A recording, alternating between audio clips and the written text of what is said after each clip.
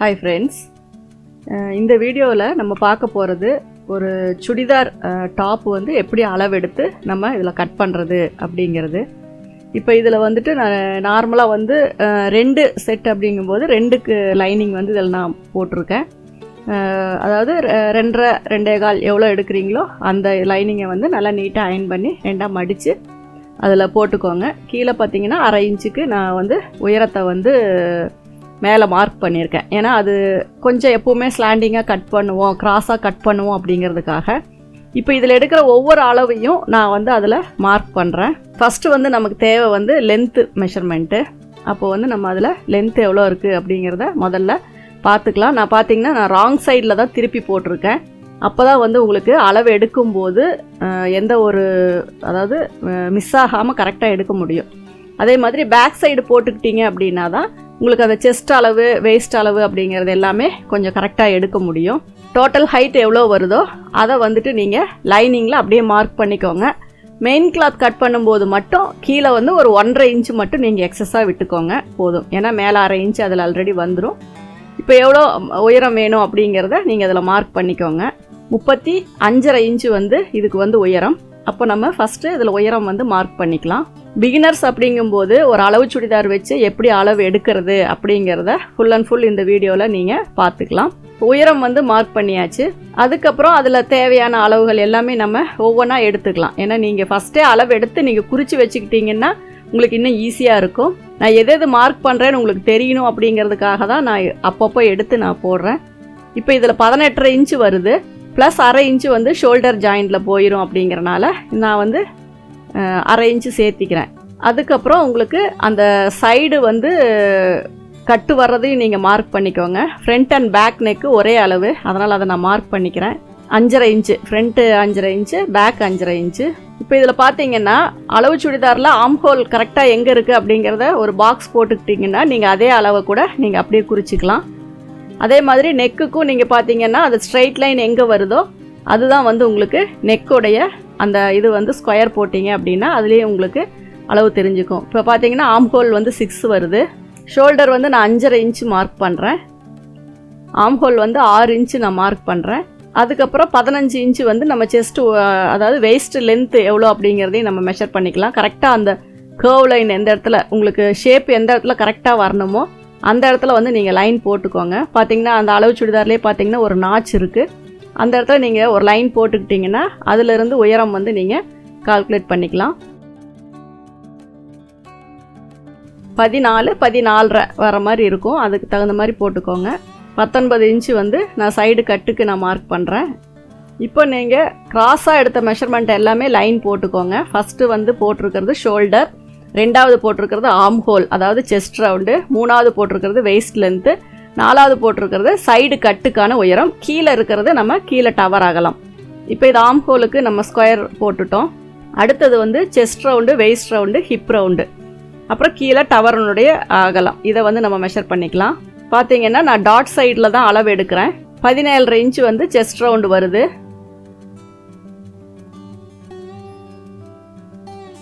Waist round பார்த்தீங்க அப்படின்னா 14.5 inch வருது, ப்ளஸ் 1/2 இன்ச்சு நம்ம சேர்த்தணும். அது எதுக்கு அப்படின்னா நம்ம டாட் பிடிக்கிறதுக்காக. கொஞ்சம் லூஸாக வேணும் அப்படின்னா நீங்கள் 1/2 இன்ச்சுங்கிறத 1 இன்ச்சாக கூட நீங்கள் ஆட் பண்ணிக்கலாம்.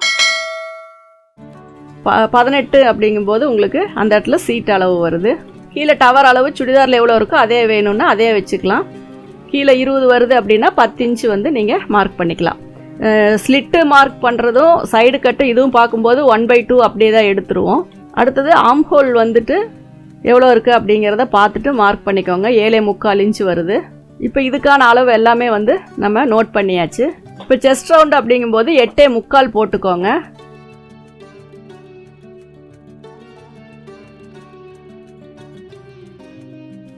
7.5 இன்ச்சு அப்படிங்கும்போது உங்களுக்கு வெயிஸ்ட்டு நம்ம அளவு எடுத்தது உங்களுக்கு தெரியும். 8.25 போட்டுக்கோங்க. அது 8.25 இல்லை.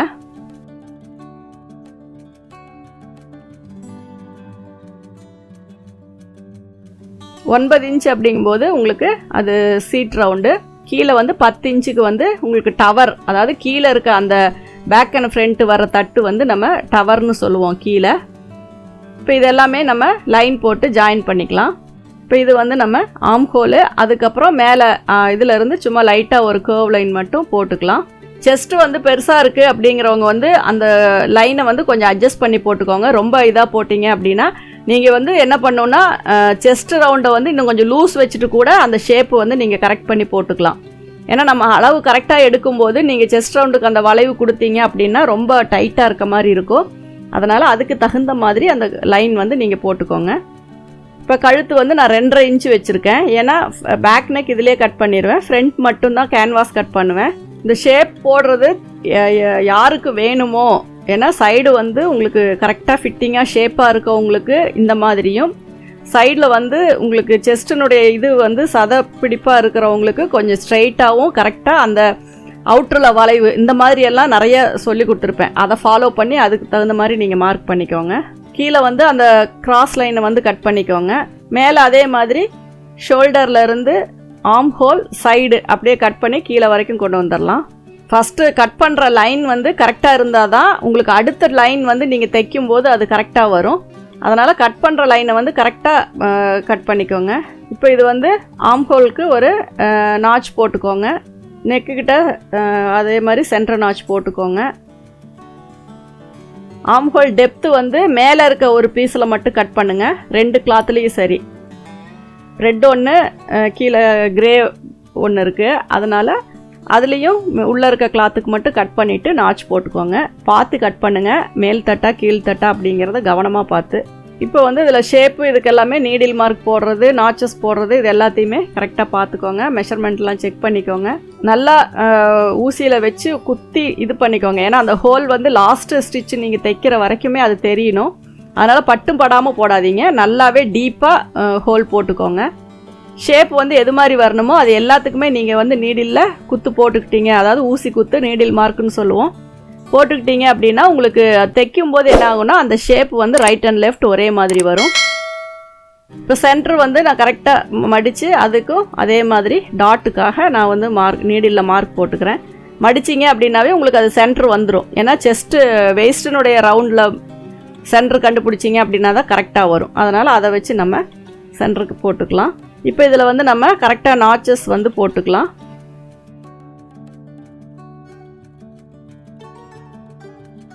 இப்போ இதுக்கப்புறம் நம்ம பேக் நெக்கை வந்து இதில் கட் பண்ணிடுவோம். நீடில் மார்க் ஏற்கனவே நான் போட்டிருக்கேன், அதனால் அதில் வந்து பாக்ஸ் போட்டுக்கிட்டால் போதும். ஃப்ரண்ட் நெக் மட்டும் நான் இதில் கேன்வாஸ் கட் பண்ணுறேன். நீங்கள் ஃப்ரண்ட் அண்ட் பேக் ரெண்டுமே கேன்வாஸ் வைக்கிற மாதிரி இருந்தாலும் பேக்கும் ஃப்ரண்ட்டும் அதே மாதிரி 2.25 இன்ச்சு வச்சுட்டு நீங்கள் வந்து மார்க் பண்ணி கட் பண்ணிக்கலாம். இப்போ டைரெக்டாக நான் கிளாத்தில் கட் பண்ணுறனால 2.5 இன்ச்சு அகலத்துக்கு நான் கட் பண்ணுறேன். ஏன்னா அடித்து திருப்பும்போது அந்த 1/4 இன்ச்சு வந்து உங்களுக்கு வந்துடும். அதுவே கேன்வாஸில் கட் பண்ணும்போது 2.25 வச்சு கட் பண்ணுவேன். அப்போ கேன்வாஸை ஒட்டி தையல் போடும்போது ஃப்ரண்ட் அண்ட் பேக் கழுத்தினுடைய அகலம் ஈவனாக வந்துடும். இப்போ இதுக்கு வந்து கேன்வாஸ் வந்து கட் பண்ணிக்கலாம். லாஸ்ட்டு வீடியோவில் வந்து கேன்வாஸினுடைய அந்த இது வந்து ஒயிட்டில் தெரியலன்னு சொன்னீங்க. நான் இப்போ இந்த கிளாத் மேலேயே வச்சு நான் கட் பண்ணுறேன். எவ்வளோ வந்து உங்களுக்கு நெக்கினோட உயரம் வருதோ அதை விட 1 இன்ச்சு 1.5 இன்ச்சு அதிகமாக நீங்கள் கேன்வாஸ் எடுத்திங்கன்னா போதும். இப்போ நான் 2 இதுக்குமே நெக்கு கட் பண்ணும், ஃப்ரண்ட் நெக் மட்டும் கட் பண்ணும் அப்படிங்கிறக்காக நான் 2 கேன்வாஸ் எடுத்திருக்கேன். கரெக்டாக 2ஆக ஃபோல்டு பண்ணி சுற்றி பின் பண்ணிக்கோங்க.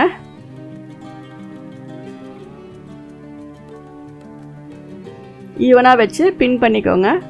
ஸ்டாப்லரில் பின் போட்டுக்கிட்டிங்கனாலும் சரி, குண்டூசியில் போட்டுக்கிட்டாலும் சரி, இல்லை நீங்கள் தனித்தனியாக கட் பண்ணுறது தான் உங்களுக்கு ஈஸியாக இருக்குது அப்படின்னாலும் நீங்கள் தனித்தனியாக கட் பண்ணிக்கலாம். இப்போ கழுத்தினுடைய அகலம் வந்து 2.25 மார்க் பண்ணுறேன். உயரம் வந்துட்டு 5.5 இன்ச்சு மார்க் பண்ணுறேன். இது பேக் கட் பண்ணது பார்த்திங்கன்னா உங்களுக்கு 2.5 இன்ச்சு கட் பண்ணியிருப்பேன். அது தைக்கும்போது அந்த 1/4 இன்ச்சு உங்களுக்கு வந்து இதில் ஆட் ஆயிரும். இதில் 2.25 கட் பண்ணியிருக்கேன்.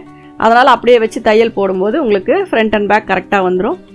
5.5 அப்படிங்கும்போது 1/2 இன்ச்சு ஷோல்டர்கிட்ட வந்து நீங்கள் கிளாத்தாக விட்டுக்கோங்க. ஏன்னா கேன்வாஸை வச்சு நம்ம தைக்கும்போது அந்த இடம் ரொம்ப ஸ்டிஃபாக இருக்கும். அதனால் அந்த ஷோல்டர் ஜாயின் பண்ணுற இடத்துல மட்டும் நீங்கள் வந்து லைனிங் கிளாத்தாகவே விட்டுருங்க. அதனால தான் ரெடியாக என்ன அளவு வேணுமோ அந்த அளவு மட்டும்தான் நான் இப்போ கேன்வாஸில் கட் பண்ணுறேன். அந்த 1/2 இன்ச்சு சேர்த்துறது நீங்கள் லைனிங் கிளாத்தில், இதை வச்சு அயன் பண்ணுற கிளாத்தில் நீங்கள் சேர்த்திக்கோங்க. மேலே பார்த்தீங்கன்னா ஏரோ மார்க் போட்டு 1/2 இன்ச்சு அப்படின்னு போட்டிருப்பேன். அப்போ என்னன்னா நீங்கள் வந்துட்டு லைனிங் கிளாத்தில் 1/2 இன்ச்சு விடணும் அப்படிங்கிறது. அதே மாதிரி கீழே பார்த்தீங்க அப்படின்னா பைப்பிங்கு அதெல்லாமே எழுதியிருக்கேன். பைப்பிங் வைக்கணுமா இல்லை பார்டர் கொடுக்கணுமா அப்படிங்கிறத நீங்கள் அதில் மென்ஷன் பண்ணிக்கிட்டீங்க அப்படின்னா உங்களுக்கு வந்துட்டு அதை தைக்கும்போது மறக்காமல் அதை வந்து நீங்கள் ஃபாலோ பண்ணிக்கலாம். ஜிப்பா நாட்டா அப்படிங்கிறது எல்லாமே அந்த நெக்கில் நீங்கள் எழுதிட்டீங்க அப்படின்னா உங்களுக்கு அது கரெக்டாக ஃபாலோ பண்ணிக்கலாம். இப்போ ரெண்டும் தனித்தனியாக நீங்கள் எடுத்துக்கலாம். மேலேயும் கட் போட்டுட்டேன், கீழே வந்து மார்க்குக்கு ஸ்கொயருக்கு போட்டேன். அதனால் அதை எடுத்துகிட்டு நீங்கள் அந்த இடத்த வந்துட்டு நீங்கள் பாக்ஸ் போட்டுட்டு என்ன நெக்கு வேணுமோ அதை அதில் ட்ரா பண்ணி கட் பண்ணிக்கலாம். ஃப்ரீ ஹேண்டாகவே நீங்கள் மேக்ஸிமம் நெக்கு இதெல்லாம் வரைஞ்சிக்கலாம். ஏன்னா ஒவ்வொன்றும் அளவு வச்சு கட் பண்ணணும் வரையணும் அப்படின்னா உங்களுக்கு அவ்வளோ கஷ்டம். வரைய நெக்கெல்லாம் ப்ராக்டிஸ் பண்ண நீங்கள் ஃப்ரீ ஹேண்டாகவே நீங்கள் அதில் என்ன நெக்கு வேணும் அப்படிங்கிறத நீங்கள் வரைஞ்சிக்கலாம். இப்போ இதில் பார்த்தீங்கன்னா சென்டரில் மட்டும் லைட்டாக ஒரு முக்கோணம் வர மாதிரி வச்சுட்டு நான் அப்படியே ஒரு லீஃப் நெக் ஷேப்பில் கட் பண்ணுறேன். எவ்வளோ அளவுக்கு உங்களுக்கு திக்னஸ் குறைச்சிக்க முடியுமோ அந்த அளவுக்கு நீங்கள் குறைச்சிக்கோங்க. இப்போ பார்த்தீங்கன்னா தெரியும், நான் மார்க் பண்ணினது இது பண்ணினது எல்லாமே உங்களுக்கு அந்த இதில் வந்து நல்லாவே தெரியும். கீழே ரெட் கலர் கிளாத் இருக்கிறனால. இப்போ இதுக்கு வந்து பாலையே ஒரு டைமண்ட் வர மாதிரி ஒரு நெக் வந்து நான் கட் பண்ணுறேன். நீங்கள் இதில் வந்து பேண்ட் கிளாத் வச்சு பைப்பிங் வச்சுக்கலாம்.